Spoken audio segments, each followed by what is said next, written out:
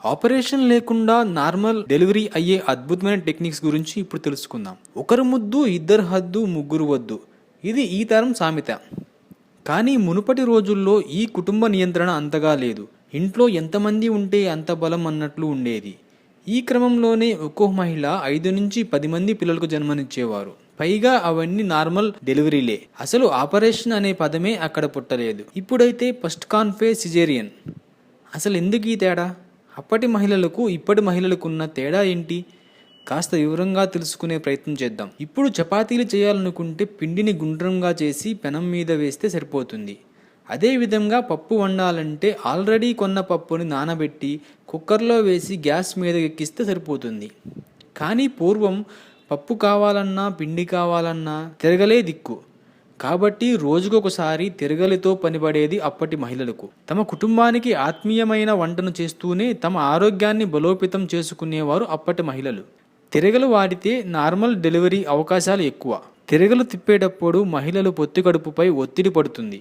ఈ సమయంలో పొట్టలు సంకోచ వ్యాకోచాలు కలుగుతాయి.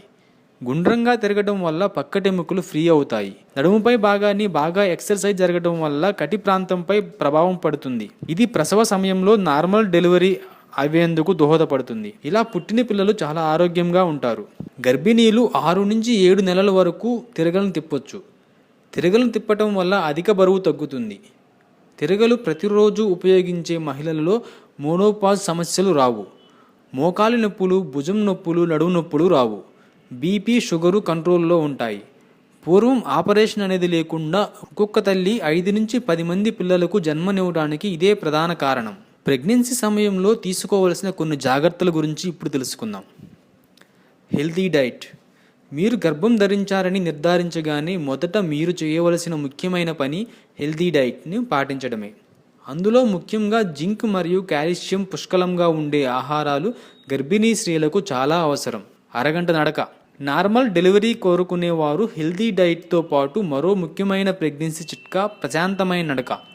ప్రతిరోజు అరగంట నడవటం వల్ల సిజేరియన్కు అవకాశం ఉండదు. ఎక్కువ సమయం నిలబడడాన్ని నివారించండి.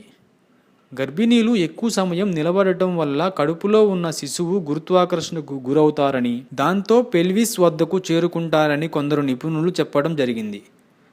ప్రెగ్నెన్సీ అడ్వాన్స్ స్టేజ్లో ఎక్కువ సమయం నిలబడకపోవడం మంచిది. నార్మల్ డెలివరీ కోరుకునేవారు గుర్తుంచుకోవాల్సిన ముఖ్యమైన చిట్కాలు ఇది. యోగా చేసే మ్యాజిక్. యోగా సెషన్లో మీ పేరు నమోదు చేసుకోవడానికి మాత్రమే పరిమితం అయితే సిజేరియన్కు మీరు సిద్ధమైనట్లే. కాబట్టి యోగా ప్రాక్టీస్ చేయడం వల్ల రెస్పిరేషన్ రెగ్యులేట్ చేయడానికి, హార్ట్ బీట్ మరియు మీ శరీరం ప్రశాంత పొందడానికి బాగా సహాయపడుతుంది.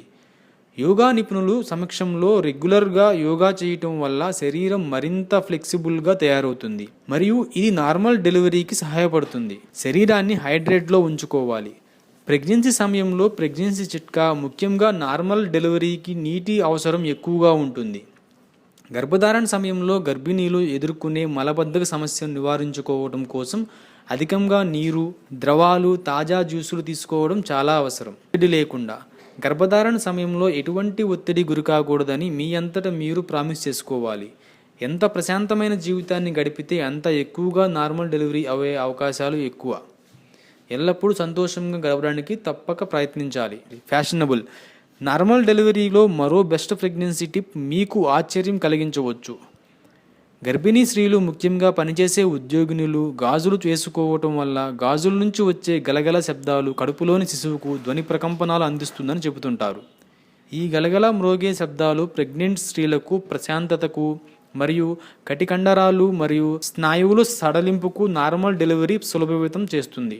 ఇలాంటి మరిన్ని ఆసక్తికర విషయాల కోసం ఛానల్ని సబ్స్క్రైబ్ చేసుకోండి.